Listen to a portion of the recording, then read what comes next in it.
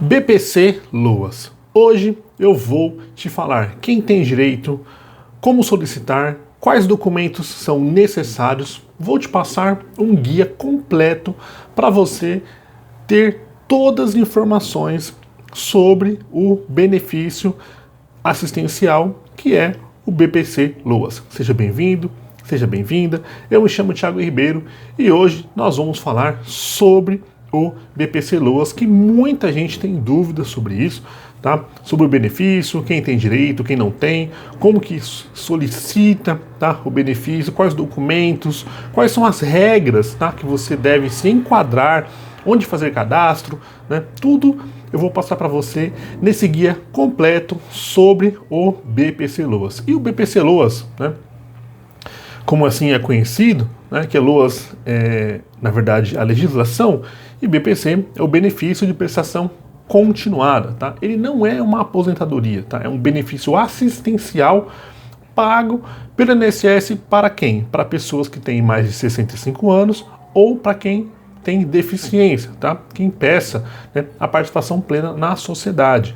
É lógico que isso tem que ser analisado, tá? Essa questão da deficiência.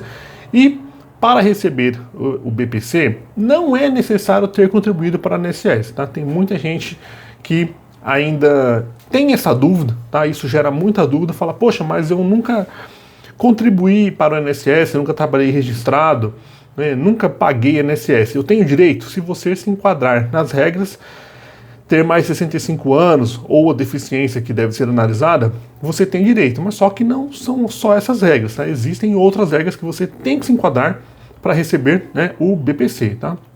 Até aqui, ó. Requisitos, né, de idade e deficiência. Estou com um roteiro completo aqui para você, ó. Né? Idosos a partir de 65 anos, pessoas com deficiência, tá?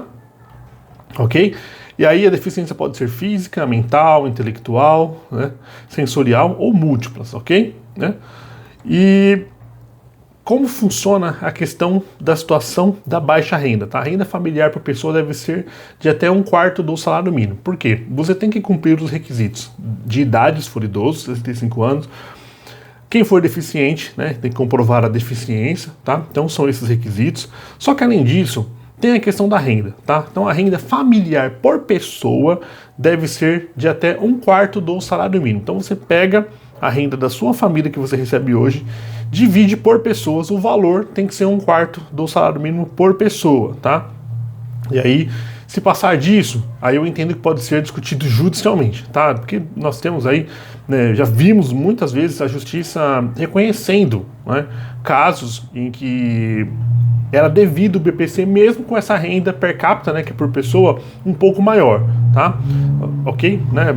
Desde que ela esteja em situação de vulnerabilidade. Por quê? Aí o juiz vai analisar o contexto geral. Fala, poxa, né, essa família aqui, dividindo a renda que ela ganha por todas as pessoas, dá um pouco maior do que 1/4 do salário mínimo por pessoa, mas eles têm gastos, né, com medicamento, transporte, né, eu já vi isso pessoalmente, tá?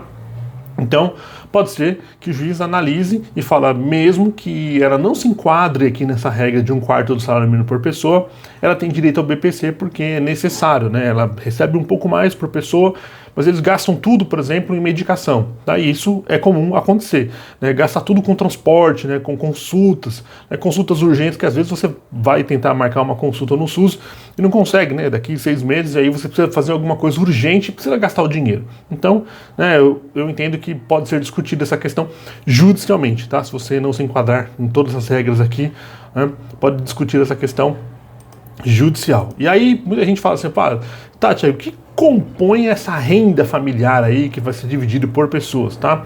O INSS, né, considera apenas quem mora, né, na mesma casa, é quem compõe, na verdade, tá? Aí o cônjuge, o companheiro, tá? Pais, né, filhos, né, e enteados, você tem que ver se vai entrar na regra de até 21 anos, né, irmãos de até 21 anos, né, e qualquer deles, né, com deficiência, tá? Então precisa ver as pessoas que moram com você, tá, para serem consideradas, né, composição de renda familiar, tá? Poxa, né, tem um filho do meu primo, né, que mora aqui comigo, né, então a renda dele provavelmente não vai compor, né, a renda familiar, porque ele tem a própria vida dele, né, só mora, por exemplo, talvez na mesma casa, né, ou, por exemplo, em um terreno que tem várias casas, então isso tem que ser analisado, tá? Senão, imagina só, né, se você tiver aí uma família muito grande que mora todo mundo lá no mesmo terreno, todo mundo vai compor a renda familiar? Não, tá? Isso precisa ser analisado. E quais documentos são necessários? Tá? RG, CPF, comprovante de endereço, tá? Declaração de renda familiar, né? Comprovante de despesas médicas, né? Sua renda passar, né? Laudos, exames e relatórios médicos atualizados, tá? Atualizados, ok? E tem que estar inscrito lá no CAD único, tá? No cadastro único. E como que faz essa inscrição, Thiago? No cadastro único, tá? Você vai no CRAS da sua cidade, ok? Leva a documentação da família, tá? E vai cadastrar a sua família lá e deixar atualizados os dados, tá? Os dados têm que ser atualizados, ok? Já vi pergunta disso aqui no canal. Você fala, poxa, Thiago, mas a moça falou que eu tenho que atualizar os dados. Sim, você deve atualizar os dados periodicamente, no meu entendimento, tá? E como que você pede isso?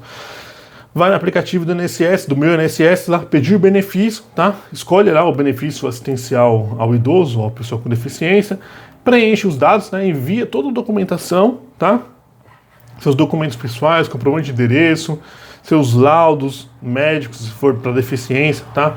Sua inscrição lá no CRAS, tá? Seu comprovante de renda familiar, envia tudo, né? Para você ter o máximo de informação possível lá cadastrada, para não correr risco, né, de um indeferimento do benefício, que daí você vai ter mais um problema, que é fazer, né, um recurso, né, desse indeferimento, ou administrativo ou judicial. Administrativo às vezes demora um pouco, né? O judicial demora também, mas, né, você pode, por exemplo, pedir uma liminar, enfim, né? Tem N motivos que você deve conferir com seu advogado de confiança, tá? E aí tem mais uma questão, tá? Você vai precisar passar por uma perícia médica, tá?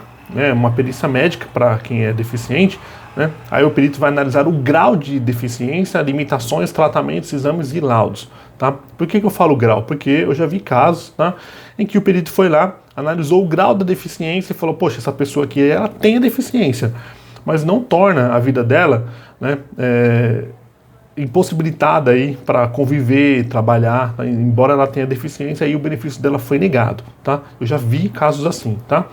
E além disso, né, haverá uma avaliação social, tá? Feita pelo assistente social do INSS, tá?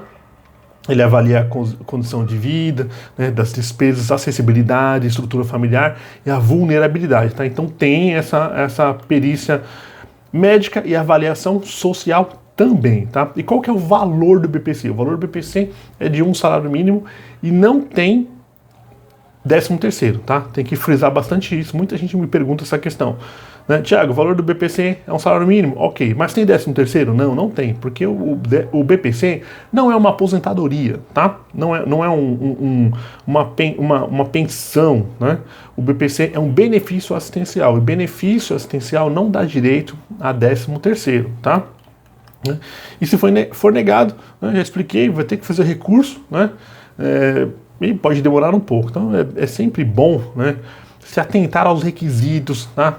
Para ver se você se enquadra nas regras, ok? Ter os laudos atualizados para você não correr risco de indeferimento e atrasar cada vez mais, tá? Porque se você tiver faltando documentação, laudo, ou se não foram preenchidos os requisitos de renda por pessoa, né, ou de idade, enfim, tudo isso vai contribuir aí, né, para uma análise do INSS detalhada, e pode, né, ter um indeferimento. E quando tem indeferimento, todos nós sabemos que é muito ruim, porque daí vai ensejar um recurso, o administrativo ou direto no judiciário, e aí todo mundo sabe que vai demorar um pouco, né?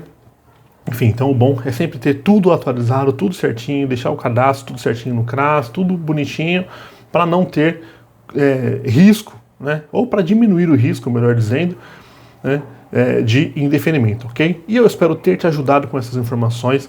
Se você não for inscrito no canal, inscreva-se, ative as notificações, deixa aqui nos comentários, né, se você já passou por uma situação dessa, se você já pediu o BPC, de onde você fala do nosso Brasil gigante, tá? Conta aqui, se você já teve problemas, tá? Se já foi negado, se você teve que entrar com um processo judicial, conta aqui pra gente trocar uma ideia, tá bom? Valeu, pessoal, um abraço, fiquem com Deus, até a próxima.